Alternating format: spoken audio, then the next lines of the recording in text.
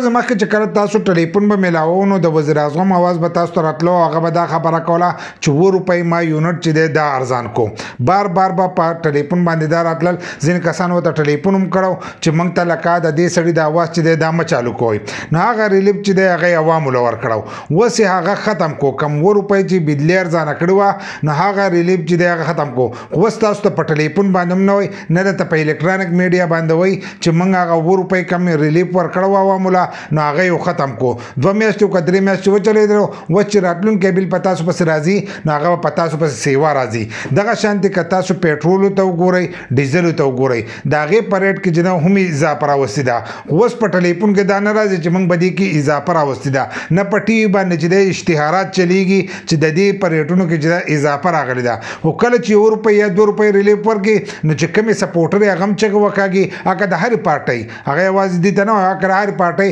هغه چغې وکاږي چې زموږ حکومت چې دی ریلیف ورکړو او ارزاني راوسته نو ارزاني نشته خو یو څو میاشتو له دغه کار کړو اوس دوباره چې دی هغه بجلي هم ګرانه کړه او پیټرول چې دی هغه هم په پورته باندې روان دي خو د وزیر اعظم صاحب د طرفه چې دی په ټلیفون باندې اوس خبر هم نه راځي او په اشتهار باندې هم نه راځي چې موږ هر سره چې دی دا دوباره ګران کړل